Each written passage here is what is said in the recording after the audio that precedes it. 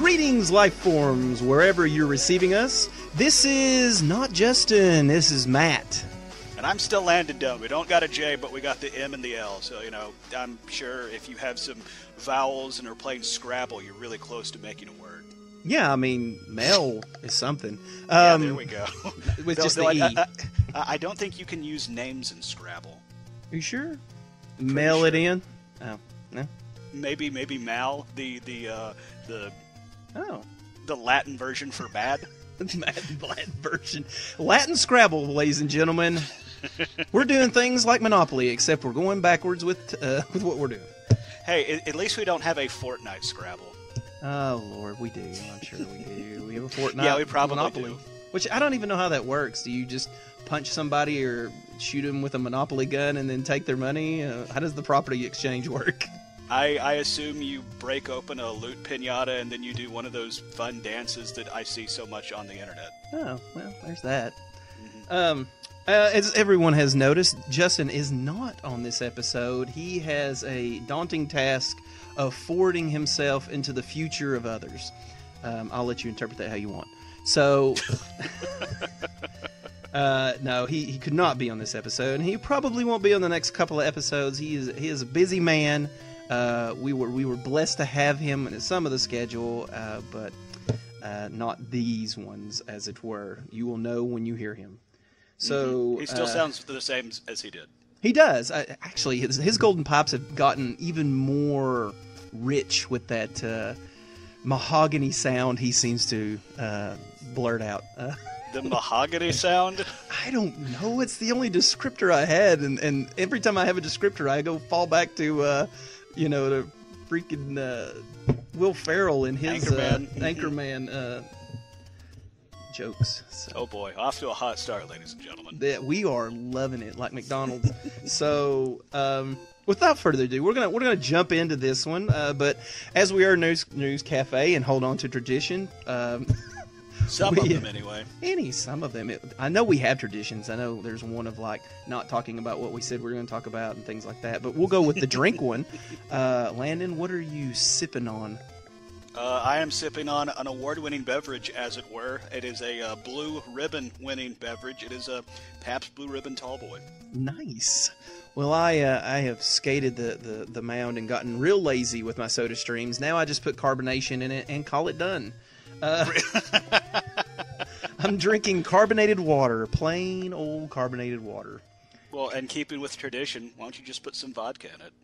Absolutely. Vodka tonic right there. Boom. There you go. Well, I just need to take the water out of it if I'm just going to pour vodka in there. So, yeah. This past Thanksgiving, my father thought it would be a fun thing to buy Sprite cranberry, and was like, man, I've never seen this at the store. And, of course, not my first question, but it was a question, was... isn't that for putting vodka in? And I'm not the only one who said it in the house. Actually, me, my sisters, my wife, and a lot of other people commented on, that's for putting vodka in. So. Yeah. You got about halfway there, Dad. Yeah. It's like, well, Dad, somebody will drink it, I'm sure. We'll give it to the kids when they're a little cranky. Yeah, that is one of those, I guess, seasonal sodas. I have seen it in store, but it's always this time of year. I always think that's weird that they have Christmas sodas and stuff. Christmas sodas. It tastes like elves. Ugh. Well, and it's like sticking with Christmas beverages. I was at the Casual Pint the other night, and they have a Mary Berry Ale. What? Yeah, what does that taste like? It's actually pretty good. It's a fruit ale, and I was expecting it to, I'm drinking a sweet tart or something, but no, it just has a nice hint of some fruits, and then it has a vanilla after flavor. Very nice. Well, as long as it was enjoyable, and you weren't like, who poisoned me in the sense of...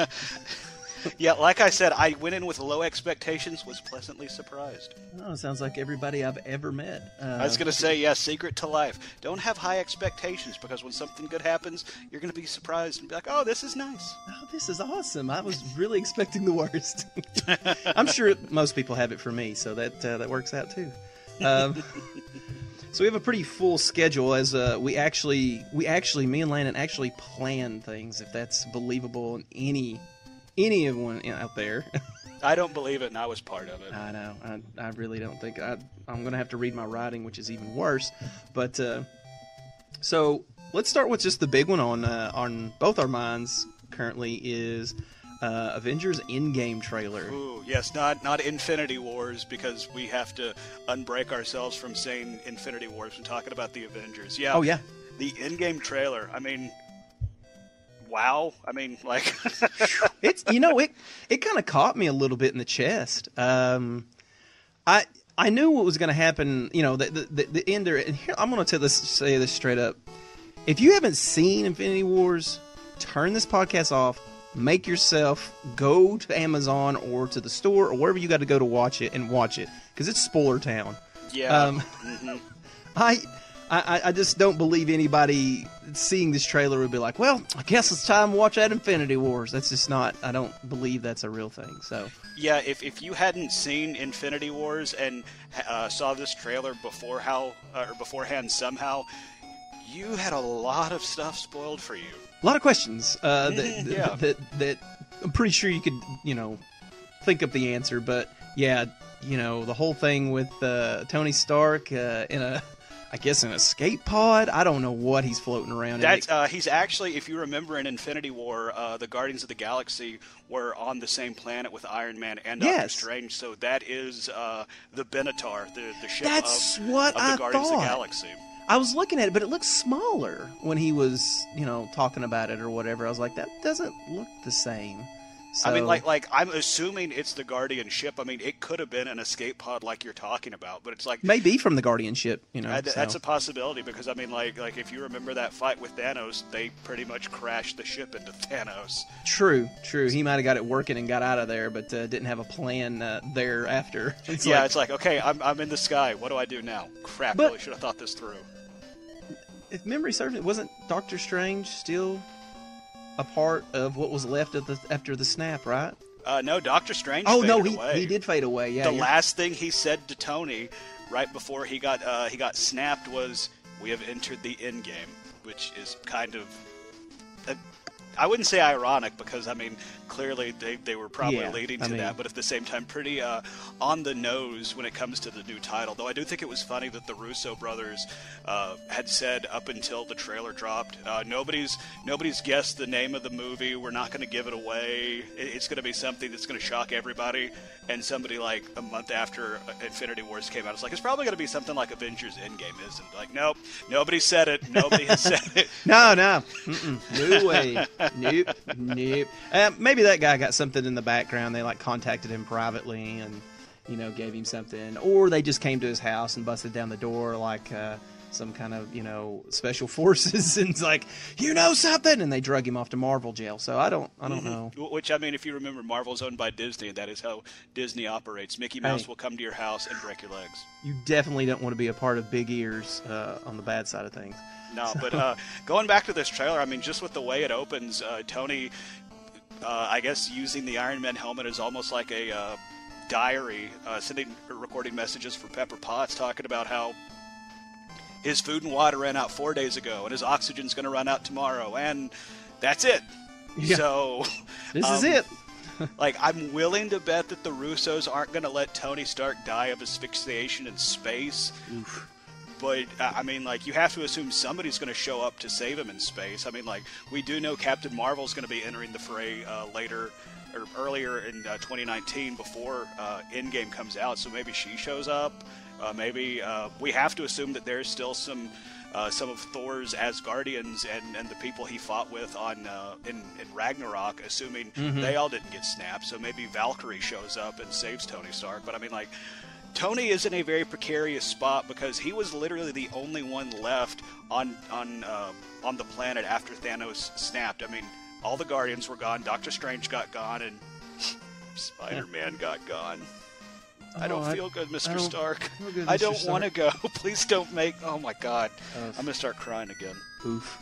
And speaking of crying, we get a shot of Captain America with one single tear running down his eye, running down his face, talking about all the bad crap that's happened. And, I mean, this trailer really set a very melancholy tone. I guess we shouldn't be surprised just based on the way everything had played out in Infinity Wars. But, I mean, like this was a gut punch. Though there were some moments like, have you seen Ant-Man Ant-Man and the Wasp yet? I have. I actually enjoyed it. It was. I did too. It was really. It was a fun movie. It was a fun movie. I didn't feel like it had to be linked to anything. I mean, there was some, touches here and there, but I felt like the first Ant-Man was kind of a bottle, movie too. Wasn't too much interference or touch other than Falcon. So.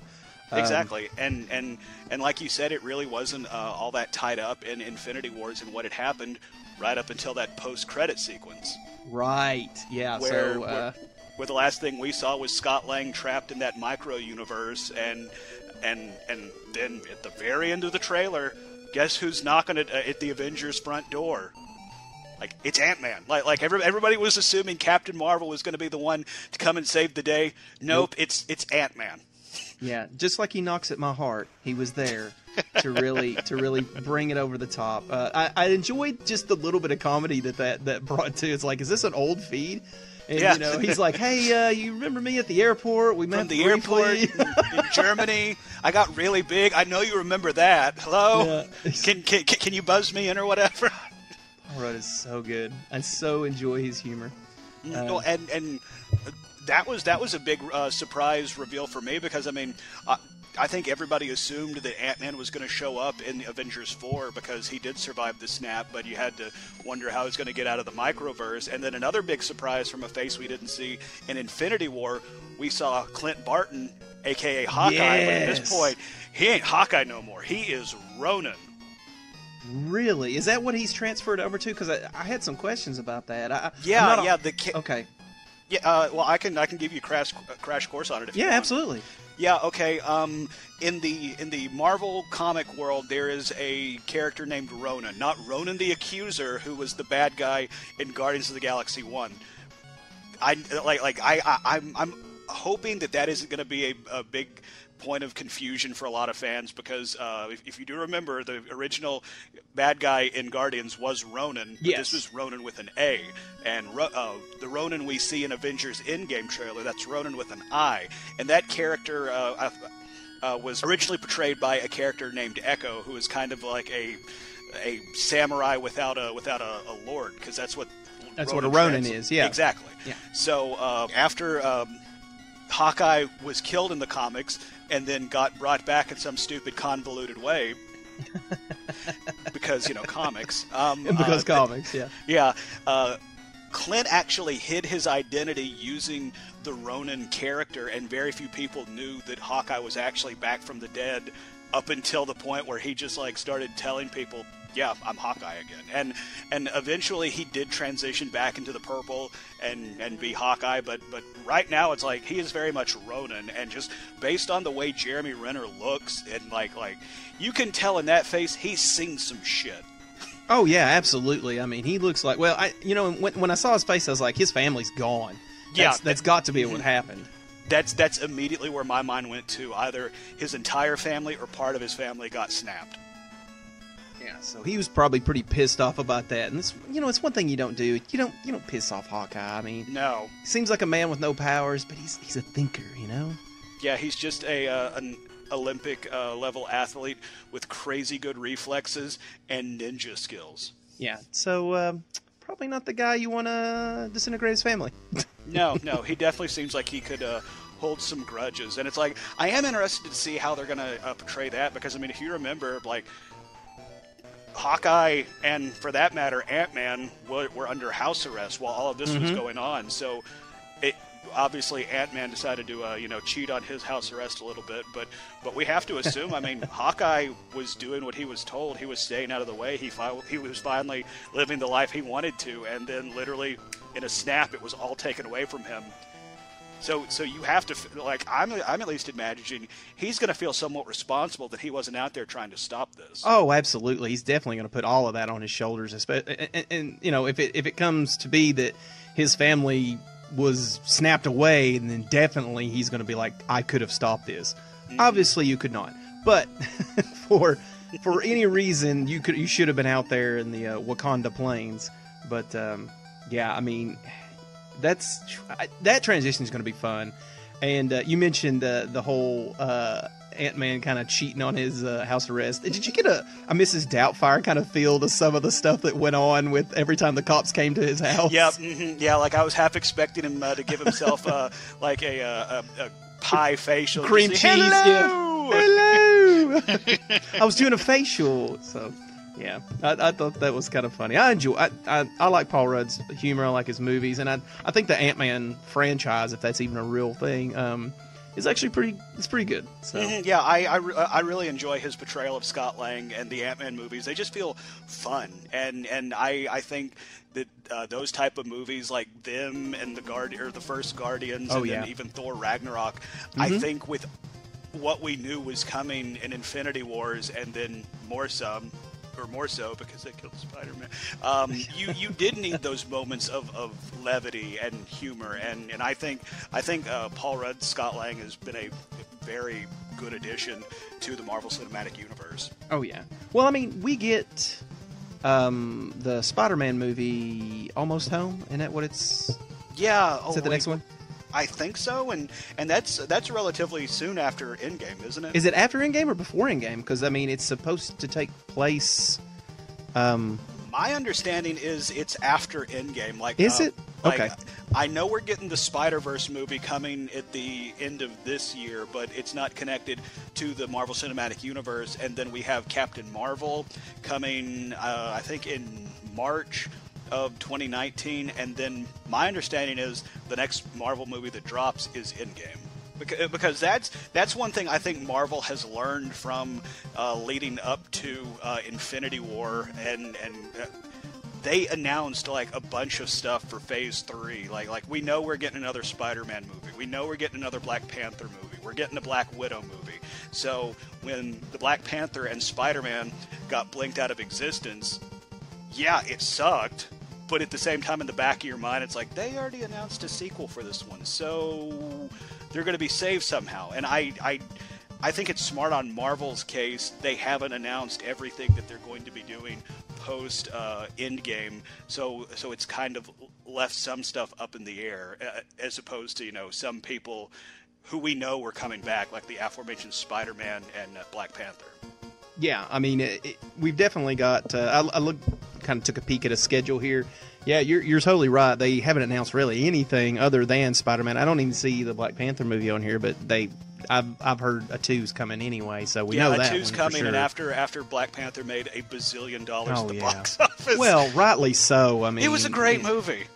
It's just a fun world, and just.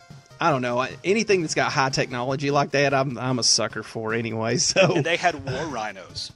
Oh, yeah. I mean, come on. You're strapping armor to rhinos and smashing into stuff? Come on. Wakanda forever, baby. Forever. And speaking of Wakanda, another thing we learned in this trailer, we learned that Shuri, younger sister of the Black Panther, and Wakanda's like tech guru, she's also missing.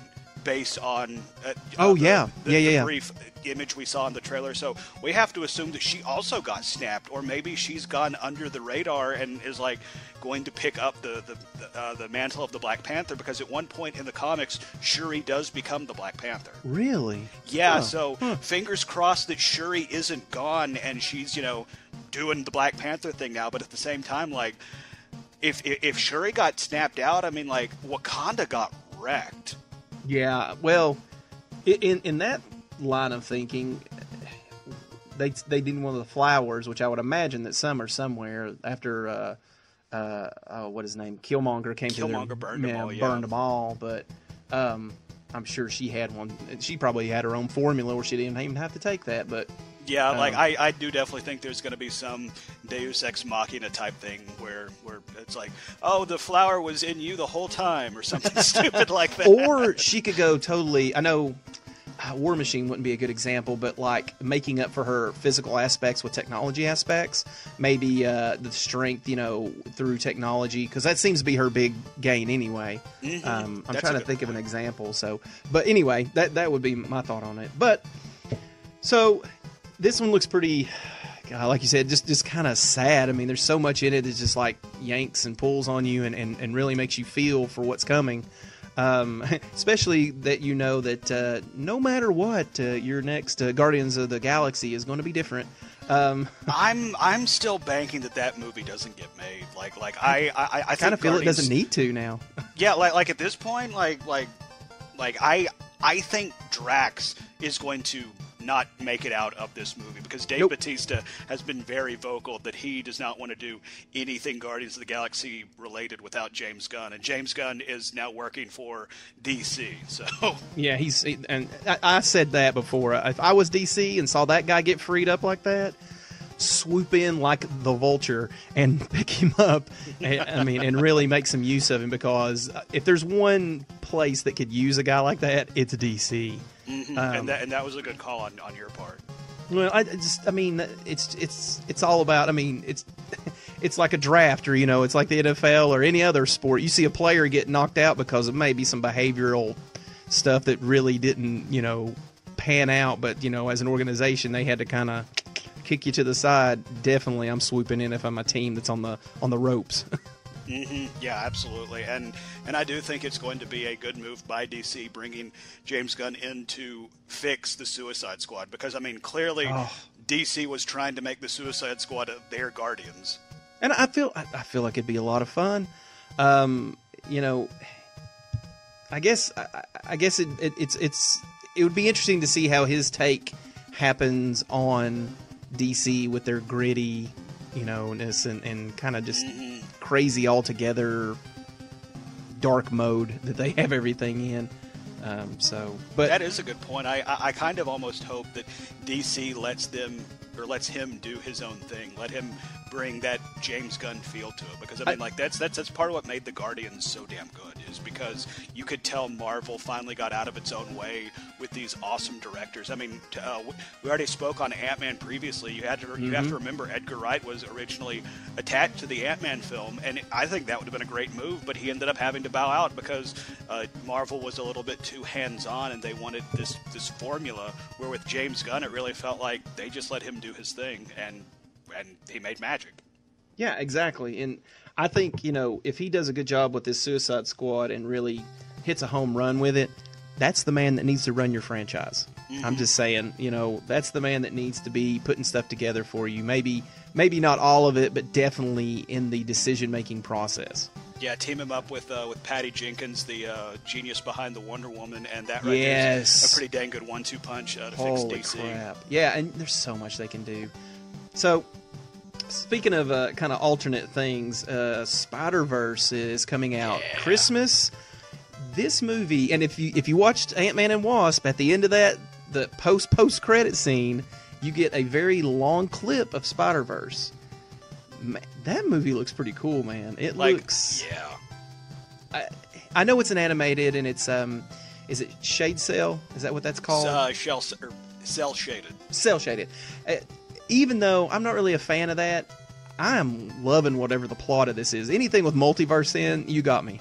So. Well, and if any longtime listener of this podcast knows, it has my boy Miles Morales making his big screen debut. I think that's awesome, and it has an amazing voice cast. Haley Stein's going to be Gwen Stacy or Spider-Gwen. Spider-Gwen. I've seen her referred to as Spider-Woman in the trailer, or Ghost Spider I've seen on some of the toys, which I'm like, I don't know about that. But must be the knockoffs. Yeah, exactly. It's the GoBots to the Transformers. There you go. But then it's like, you have Nicolas freaking Cage being Spider-Man Noir, which I think is just going to be off the wall. Comedian John Mulaney is going to be Peter Porker, aka the Spider-Ham, which that's just going to be fantastic. And then you have people like Catherine Hahn, Zoe Kravitz, Oscar Isaac is apparently going to make an appearance, and I'm just really looking forward to this movie. Like the story looks just really out there, all over the place, and it really looks like they're leaning into it. And when a movie involves multiverses, like you said, they're always going to be very high scale, through the looking glass, so to speak. And I do like the fact that it really does feel like they're just embracing it, and they're going to go as crazy as they need to with it. Oh, it looks really good. And the long scene we get, if you guys haven't seen it, I kind of give just a summary, but I definitely. You definitely need to watch it, but you see Miles Morales, I think, crying over Peter Parker's grave. He I guess he's in a tight spot. He doesn't know what to do, and a man in a trench coat comes up behind him and kind of surprises him, and I think he knocks him out. And then he realizes he's knocked out Peter Parker, and he's like, wait a minute, how are you still alive? And then cops kind of come into this graveyard. It was, I guess it was the middle of the night, and they're seeing two guys, one of them knocked out in a graveyard. You're going to ask some questions. Of course, Miles in there to answer questions, so he picks up Peter and tries to run with him. And there's this hilarity, escape that goes on with shooting webs and carrying this lifeless body. And it's nuts. It's absolutely nuts. And if that's just a little bit of what that movie's about, I'm all about it. So, and even the clip, I still really like the scene where Miles' dad is dropping him off at school, and Miles' dad is a police officer, and he's like, "I love you, Miles. Love you too." Oh yeah. What'd you say? you have to say it, Dad. I don't want to say it. You have to say it. I love you too, Dad. Like that scene just cracks me up. And like, I'm super excited about this movie. I think it looks great. Obviously, I'm excited about it because this is the big screen debut of Miles Morales. And I think going forward, I think Miles is going to have a role to play in the Marvel Cinematic Universe. Now, like we previously said, this is a standalone movie from the MCU. This is being distributed by Sony and is a Sony picture. But at the same time, at some point, doesn't Marvel have to give back Spider-Man to Sony? So, I mean, okay, y'all can go have Peter Parker. We got Miles Morales. Oh, yeah, I would definitely buy those rights in a moment. And it would be such an easy transfer, even though I love who they have as Spider-Man currently. Oh, yeah. Tom Holland's a great Spider-Man. He's so good. He's so good at a young Spider-Man. But a Miles Morales, just a different concept, just a different Spider-Man, really, to see, do something else. We've seen the kind of the same Spider-Man 6 times now. Probably more than that if you really go back into some movies before the Marvel Renaissance. But yeah, but I mean, we have seen 6 Spider-Man movies. We got 3 from Tobey Maguire, 2 from Andrew Garfield, 1 with Tom Holland. But I guess you could also throw in Civil War and Infinity Wars as well as being Spider-Man movies as well. And so, it's like I feel like this is the first time we've had a teenager playing Spider-Man. Yeah, and like I said, this goes back to a conversation that we had with, about Superman and Henry Cavill walking away from that. It's time maybe for a change. Let's see something different. Let's do some fun stuff. And the infrastructure for the Spider-Man's already there. So, well, and plus going back to not Infinity War. See, I told you we were going to have to break ourselves of that. Going back to Endgame, there's been a lot of speculation that they're going to use some sort of tear through reality, and we're going to see other dimensions and other universes. And this could be a way to, you introduce Miles Morales into the Marvel Cinematic Universe, or the Fantastic Four, or the X-Men, or something. I mean, and with Disney going to their own streaming platform, I would be another push for me to go forward with getting that streaming service would be a Spider-Verse TV show. Oh, that'd be fun. I mean, and I know this probably wouldn't happen, but think of it as an anthology one where they just grab one of those characters and they do a story.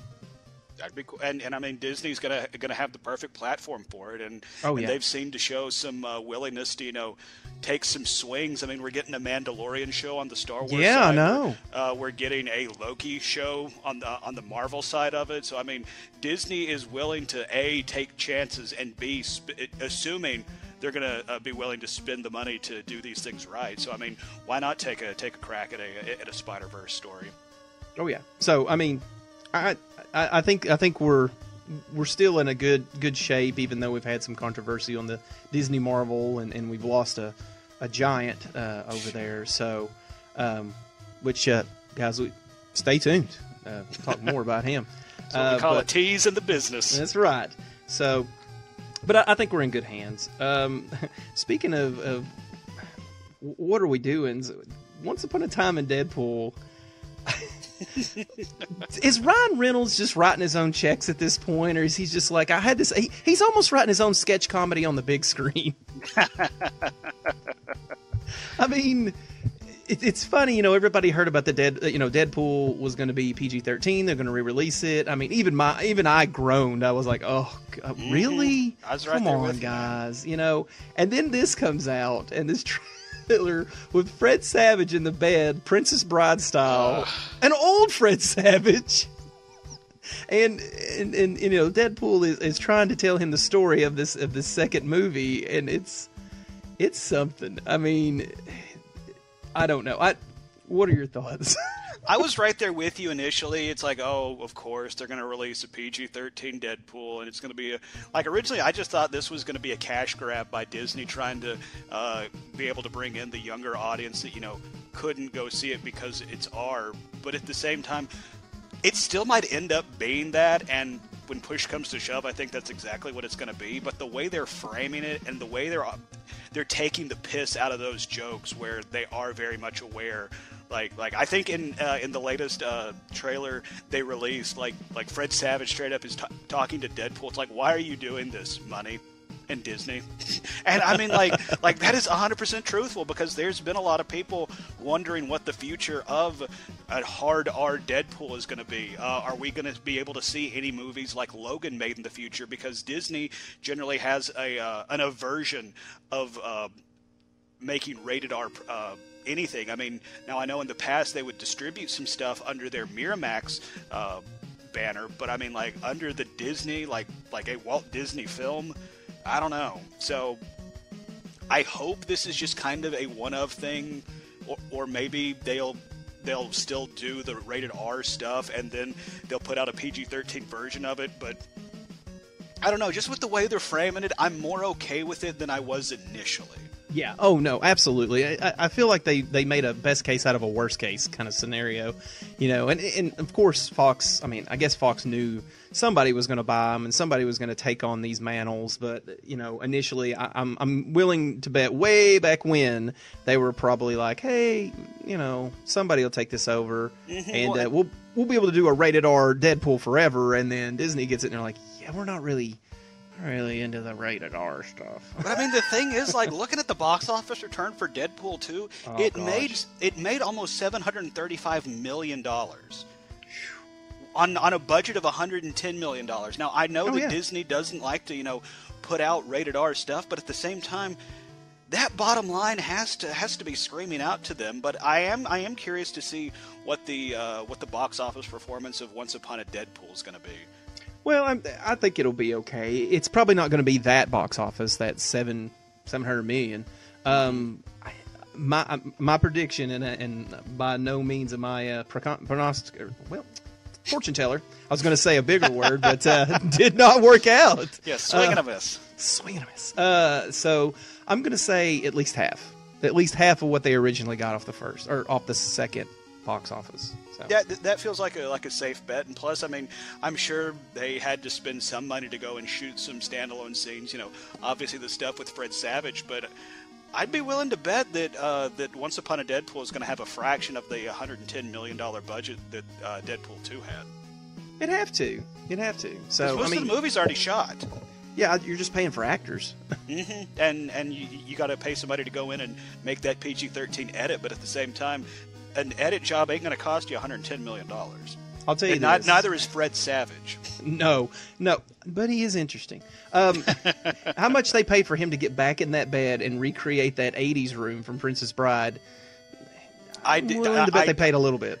I do really like that. That's a nice touch, and that's part of the reason why, like I said, I'm more open to this idea than I initially was. Oh yeah, I mean it's how can you? I mean, I don't know that anybody has, and I'm sure there's somebody out there that has satired their own movie, because that's exactly what he is doing. Yeah, this is the most Deadpool thing Deadpool could do. Exactly. He's fourth wall breaker. This is him in the comics. I mean, if you ever wonder what he is, this is it, He talks to the camera. He has conversations with himself that he knows that people are listening to. He's very well aware that he's in a comic. Oh, yes, absolutely. Every time he does something, he's like, hey, what'd you think of that? Kind of thing. Look to camera. So, yeah. So, I mean, it looks fun. I think we said earlier, I don't foresee myself going to see it. But I will definitely, if they stuck it on the end of the original Deadpool 2, as a funny kind of almost like the Logan Noir thing, I would watch it. Yeah, I don't think I'm going out of my way to go see this. If it comes on HBO or something, in a year and a half or whatever, I'll sit down and check it out. But this is not something I'm going out of my way and spending money to go to the movie theater and see, because we've already seen the real thing. Yeah, no, we've seen what happens, but this just looks like a lot of fun to do. So, speaking of things we will go see, though, I had to stay away from this trailer, so you're going to have to do most of the speaking on this new Captain Marvel trailer, because the last trailer to me felt like a lot, and I felt like I was trying to pull apart some of it and figure out plot, and I don't want to do that. I want to be surprised by it because it looks really good, and I'm really excited about it, and I want to be really surprised. So, you said you had seen this trailer. Thoughts? I'm really excited for this. Obviously, I think what everybody was talking about most coming out of the first trailer is when Captain Marvel just cold cocks an old lady in the face on a train.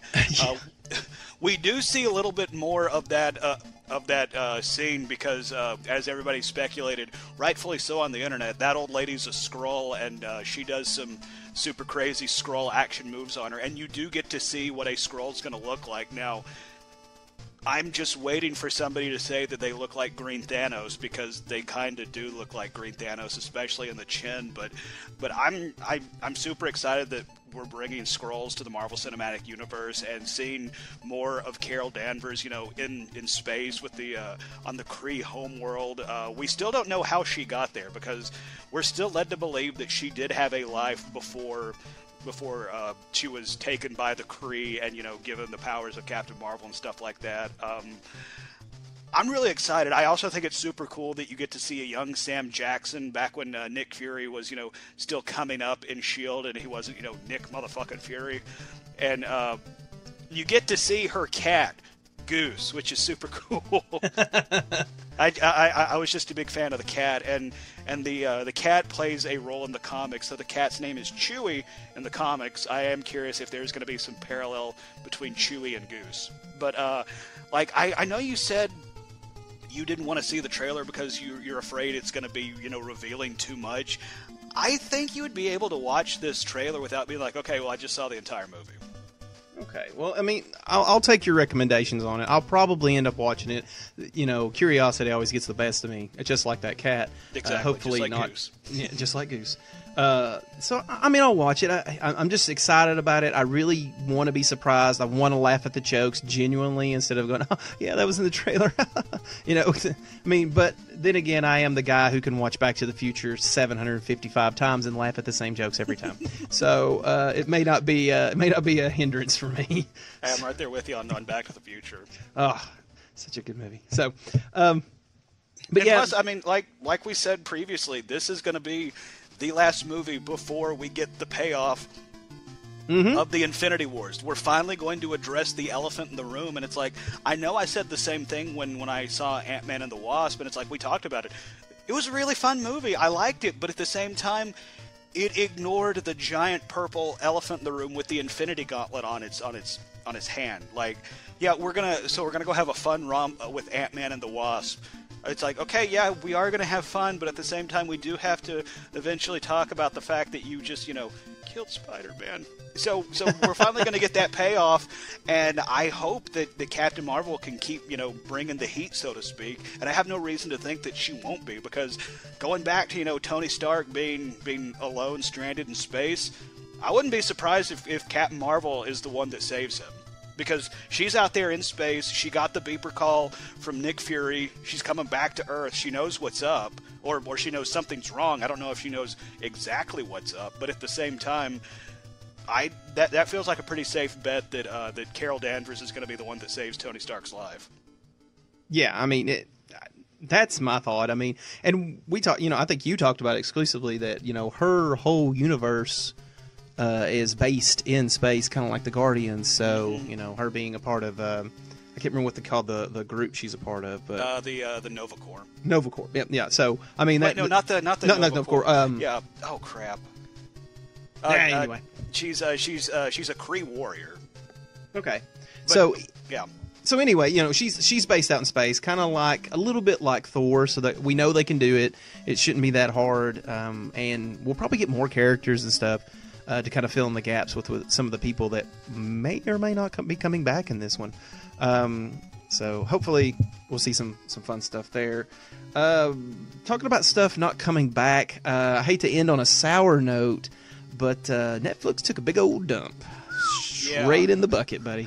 Yeah, a quick about face, because originally, going back to the Disney streaming platform, initially Netflix was saying, nope, we're going to continue on business as usual for Daredevil and Iron Fist and Luke Cage and Jessica Jones and The Punisher, and then almost like Thanos snapped, the majority of the Netflix Marvel shows are just gone like that. I don't think anybody was too terribly surprised when Iron Fist got canceled. I personally was surprised when Luke Cage got canceled, but I was thinking... That one took me, yeah. I was thinking, okay, maybe they're just going to consolidate Luke Cage and Iron Fist into one show, and we're going to get the Heroes for Hire, and it'll feature... the Heroes for Hire and Luke Cage and Iron Fist, and then it'll feature oh crap, I'm just blanking on the names. Misty Knight. Misty Knight, and then you had the lawyer, and then Night Nurse. And, that would have been the perfect. Rosario Dawson. Yeah. That would have been the perfect series to roll all them into. So it sucks losing two shows, but you can still have the one show. But then the bombshell that I guess if you were paying attention, you could see the writing on the wall. That still doesn't mean it's any less surprising. Daredevil got gone. Yeah, but I heard it was a good. I don't know. I heard it was really good, but I think the Defenders, in a way, how it springboarded other characters, kind of brought Daredevil down. In a sense, that's interesting. Because to me, and I wasn't the only one who felt this way, but I only have like 3 friends. Thanks, Landon, for being my friend. So you're welcome, buddy. It's my Christmas gift to you. Oh, thank goodness, another year. But so I heard that the hand went on a little too much and a little too long. Now. Not to say that Netflix has canceled everything they had, because they're still hanging on to 2, which I do not see getting ported over to Disney whatsoever, just because of what they are, and that's Jessica Jones and The Punisher. Yeah. I just do not see those shows being Disney friendly. Granted, they have Deadpool, but... Yeah, I was going to say, we seriously literally just talked about how Disney can't put up with Deadpool, so I doubt that they're going to be willingly bringing over, crazy gunman Frank Castle, who's on a revenge streak, just killing everything. Right. Yeah, I mean, just gunning people down and taking his best friend's face and raking it across a broken mirror. And then on the flip side, you have boozehound Jessica Jones, who drinks her problems and fights things. Now, granted, and a sex addict. I'm totally into all of that. More power to her. But at the same time, Disney has a image they're trying to maintain, so to speak. Right. So, and in all honesty, it's like, if Daredevil can get got, I just think it's a matter of time until Jessica Jones and The Punisher gets the same fate as the rest of the Netflix Marvel universe. I hope it doesn't happen, because I'm a big Punisher fan. Granted, it is a very violent show and it is a very violent character, but I've always liked the theme of, rebel justice, or kind of a dark night, as it were, in the shadows, without it being a man. Whoa! You're crossing the streams there. Yeah, dude. I know. A man in a cape that's too rich for his own good. Sorry, Justin. But yeah, I like that vigilante justice. I've always been a fan of that. So hopefully they'll catch on to that. Which Jessica Jones is the same. It's that vigilante justice. She doesn't have rules. She doesn't follow them, if she did, and she tries to do what she feels is best and right. So yeah, I feel like those two shows are kind of running parallel in a form. Yeah, that feels like a good call. Well, and you have to remember, season 3 of Daredevil very quietly debuted not that long ago, and there was almost no fanfare, no advertisement on the part of Netflix, and a lot of their the way they justify bringing shows back or ordering more episodes is how many people watch it, like when it's first dropped, how many people are talking about it online. So there was no buzz about this online. It really got released under the radar. You have to almost ask yourself, was Netflix kind of sandbagging this so they could then justify pulling the plug? It's because a they know possibility. it's going to be it now belongs to what is probably going to end up being one of their main rivals going forward in the Disney Plus streaming app. Yeah, I've thought about that. I mean, why would you want to help someone that is probably going to take a lot of your business off of you? I don't know if you've noticed on the Netflix platform, but they have been releasing their own shows and movies in droves in the last month or so. I mean, it's just like everything they can possibly release, and then all your favorites are getting, dates of when they're coming out. I mean, they're really working hard to say, hey, you don't have to depend on all the stuff that we get from other people. We actually make stuff in-house that's good. So, though they're still going to spend $100 million to get the rights for Friends. Well, as long as they hang on to The Office and Friends, I think they're pretty safe. I mean, people are going to pay the money. No, I was going to say, as long as they got the rights for The Office and Parks and Recreations, I'm never going to cancel my Netflix streaming account. Like, seriously, it's like, okay, there's nothing going on. What do I want to watch? Okay, I'm going to watch Parks and Rec for the 9,000th time. Yeah, absolutely. And why would you buy the DVDs or Blu-ray? That's stupid. I mean, you got it on Netflix. So. Mm-hmm. I mean, like, seriously. So, yeah. So, I mean, it's disappointing in a way, but I feel like if Disney does, I hope they do something with those characters. I don't think they'll use the actors that we've come to love at this point for either one of those. Yeah, I think we've seen Charlie Cox in his final scene as Matt Murdock. We've unfortunately probably seen the last of Vincent D'Onofrio's portrayal as Wilson Fisk, the Kingpin. And it's like, I've said it before, it's like, I know everybody talks about how Robert Downey Jr. was born to play Tony Stark. I think Vincent D'Onofrio was born to be the Kingpin. Like, he is just so freaking menacing and powerful in his portrayals. He's so good at it. I was a big naysayer of his at the beginning, too. I was like, oh my, this guy's Kingpin? Come on. And then once he was on there and once he took command of that first scene, I'm like, oh well, what was I talking about? Well, and it's really cool. I haven't been able to start season 3 of Netflix, but I haven't have a either. friend who I believe he was halfway through it when we talked. He said at one point, Kingpin dons that iconic white suit that you always see the Kingpin in, and then after that, he's in it the entire time, and you can't take your eyes off of him. Man, I gotta watch it. I've had a couple friends too that said it was pretty good. It wasn't bad, and they didn't understand why it got canceled. But like I said, my thoughts based off some of the people I've talked to and stuff, I think Defenders really hurt it. Where it helped others, it probably hurt that show a little bit. Yeah, like I hadn't thought about it, but when you lay it out that way, it's like it brought Iron Fist up to this level, but at the same time, it could have also brought the other ones down to that level as well. And plus, in a show where the whole idea was you had several seasons of different shows leading up to these guys getting together and sharing the screen and teaming up, it took them like half the damn season to finally get together. Oh, I know. Like that is one thing I'm not going to miss from the Marvel Netflix shows, because it doesn't matter if it's Iron Fist, doesn't matter if it's Daredevil, Defenders, everything. There's always like 2 to 4 episodes that you could have just straight up cut from the run, and nothing would be. Or just made them one episode. Just combine them. Yeah. So I will not miss that aspect. I'll tell you this. I was super surprised on Luke Cage, but season 2, it was rough at the first. It had for me, it was a very long hill climb, on where they were going and what are we doing and how is this getting there.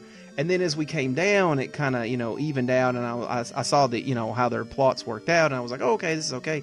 But at the end of that one, I kind of felt like almost a part, like they were like, okay, this is kind of it. I mean, he's taking over the club, and there's not really anybody else out there who's better than him, and, so I don't know.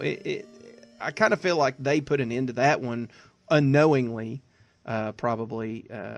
So. Well, and know. again, much like myself and season 3 of Daredevil, as big as a fan of as big a fan as I was of the first season of Luke Cage, I haven't even gotten around to start watching season 2 of it. Like, for whatever reason, like, as good as the Marvel Netflix stuff has been, it's just here recently, after Defenders, my interest in that drive to, oh my god, I have to watch it all immediately, like that's just gone. Yeah. Yeah, and even Jessica Jones season 2 was kind of rough for me, and it had some really good stuff in it, but there was far too much of her friend in there doing her own thing. But, not Becky. Patsy. Which I was just like, I could have dealt with, or done without any of really anything that she was going through. I know they were trying to build drama with a kind of a secondary plot there, and instead of focusing everything on Jessica, but I'm kind of okay with everything going focused on Jessica Jones, as that's what I'm watching it for. Well, and also on top of that, I think they were planning on eventually introducing the Hellcat character, because in the comics, Patsy Walker does become Hellcat. And if that's what they were building to, I don't know if they're going to get that opportunity now that everything else except the Punisher has been canceled and thrown to the wayside. Yeah. And Punisher, I mean, we got so much to do on that one. We just developed a nemesis, as it was, that could possibly be something big. Hopefully we get another season, if not 2, out of that. I mean, I'd love for them all to go 3, but I'll be surprised if we see another episode of The Punisher, if I'm being completely honest. No, I understand, and that's really disappointing for me. Like I said, I'm a pretty big fan of his, so... And plus the guy who was Shane in The Walking Dead. John Barenthal. John Barenthal, yeah, so good. I think he's a great Punisher. He was the best part of Daredevil season 2. As soon as they stopped doing the story arc for the Punisher, like, I felt like season 2 of Daredevil like hit air brakes, just like it came to a sudden grinding halt. Yeah, because you're almost like, where's the Punisher? It's like, okay, so are we just done with all that cool shit you were doing for the last 6 episodes? Oh, cool, we got to talk about the Hand. Awesome. Oh, and then Defenders is about the Hand. Awesome. God. Awesome. Well, when Sigourney Weaver can't save it, it's pretty bad. So, but well, with that, I think we've done our justice on this episode 93, which I did not announce at the first. I am so sorry. Yeah, it's episode 93. It's trailer time, everybody. That's right. It's trailer time. So, I guess we'll wrap it up here. And do you have anything you want to speak about other than Nerd News Cafe? I guess I'll do my plugs here at this point. Okay, we'll do that. /Landoz, Landoz. That's where you can find the latest from me, 280 characters at a time. I also run a website, buttmunchchips.com, buttmunchchips. Sit on your butt and munch. That's where you can find the exclusively posted Game of Thrones Talk, a.k.a. God Talk, where myself and Hunter East have an episode-by-episode breakdown of HBO's award-winning series Game of Thrones. We have a complete run of Season 7, and now that we have a return date, or a return month, rather, for the final season of Game of Thrones coming back in April of next year, Hunter and I will be sure to join you and tell you how every single one of your favorite characters is going to die, because, spoiler alert, they are. Also, I host a wrestling podcast called Near Fall Radio. That's posted in the iTunes store, so be sure to search Near Fall Radio, subscribe, and leave a review. Remember, 5 stars or GTFO. Nice. I'll throw a quick plug out there. Trekking Trek Podcast at Trekking Trek Pod on Twitter. We are working on this new season, which is destined to come out in January. Hopefully it will. CBS has some weird moments. So we released half of what we've got out. We've got a couple more episodes to drop before the season comes out, and we're trying to get together and do another review podcast. The first movie, The Final Frontier. I think it's Final Frontier. That's a lie. That was 5. The motion picture is what we've got out there. So if you want to hear our review of that, you can. Me and Thomas kind of break down what did not work in that movie, including Shatner.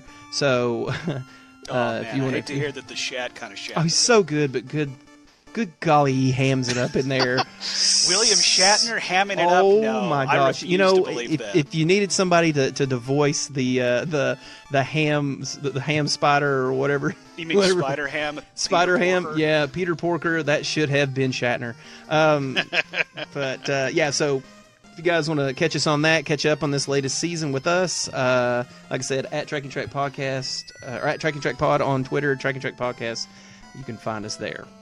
And just for Justin, who is not here, we'll do his morning monorail. If you want to catch all his, it's the Monday morning God monorail. bless it. Man, I am on the Twitter worst.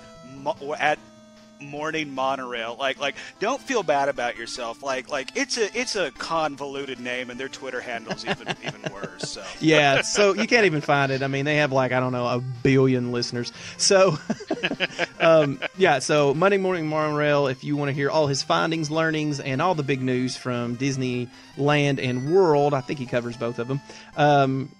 more of an emphasis on Walt Disney World, but he does talk about big things that happen at the land as well. Make sure I wasn't correct in that one, so good. And also, I appear on that podcast too. I get my own segment and everything. I get to host the M34D, which, once again, going back to the big convoluted names, that stands for the Monday Morning Monorail Disney Deep Dive with the Dawes. That is a lot going on in what you That's just said. That's a mouthful, and that's what she said. Oh, dear. Thank you. Bringing us full circle with Michael Scott. And with that, I think we're going to end it. So I am done. Okay, well, I guess on that note...